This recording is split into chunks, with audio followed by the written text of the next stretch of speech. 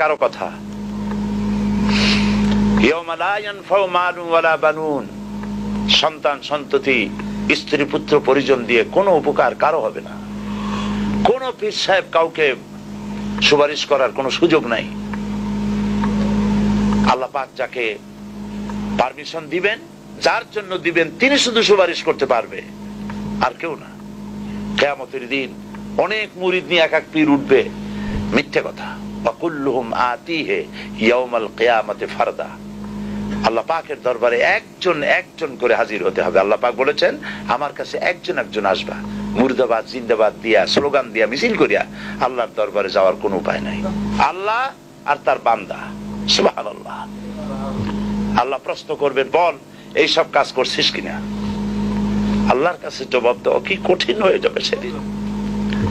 এই জন্য আল্লাহর রাসূল তিনি নিজে এই দোয়া পড়তেন, আল্লাহুম্মা হাসিবনি হিসাবান ইয়াসীরা।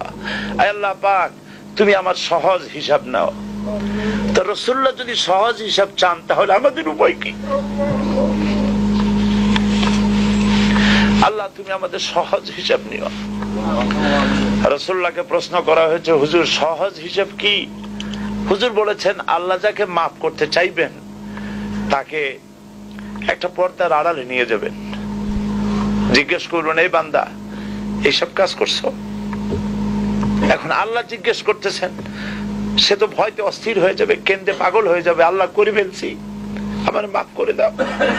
আল্লাহ পাক তার জবানের সমস্ত পাপের কথা শুনে সে যখন অনুতপ্ত হয়ে কাঁদতে থাকবে, আল্লাহ বলবেন, যা মাফ করে দিলাম, জান্নাতে চলে যা। এইটা হচ্ছে হিসাব ইয়াসির।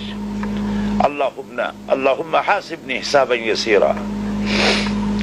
কাবা শরীফ মানুষ যখন তাওয়াফ করে, এই তাওয়াফের ষষ্ঠ তাওয়াফে একটা দোয়া আছে। এই দোয়া আমি যখনই পড়ি আমি চোখের পানি রাখতে পারি না। ষষ্ঠ শওতে, ষষ্ঠ চক্কর একটি দোয়া আছে। দোয়াটা হচ্ছে, আল্লাহুম্মা ইন্না আলাইয়া হুকুকান কাসীরান ফীমা বাইনি ওয়া বাইনাক। আয় আমার রব, তোমার সাথে আর আমার সাথে অনেক দেনা পাওনা আছে, আর তোমার বান্দাদের সাথেও আমার অনেক দেনা পাওনা আছে।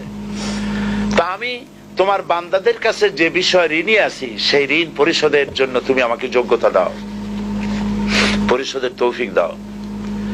আর আমার কাছে তোমার দেনা আছে, তা আমার কাছে তোমার যে দেনা আছে সব দেনা তুমি শোধ করে দিয়েছো। আমার চোখ দিয়েছো, মুখ দিয়েছো, কান দিয়েছো, স্বাস্থ্য দিয়েছো, বউ দিয়েছো, বাচ্চা দিয়েছো, টাকা দিয়েছো। আমার কাছে সৃষ্টি করে তোমার যা দেনা ছিল তুমি সব তো শোধ করে দিয়েছো, কিন্তু তোমার দেনা তো আমি কিছুই শোধ করতে পারি। তোমার দেনা আমার শোধ করার একটা পথ আছে মাবুদ, সেই পথটা হলো তুমি আমার মাফ করে দাও।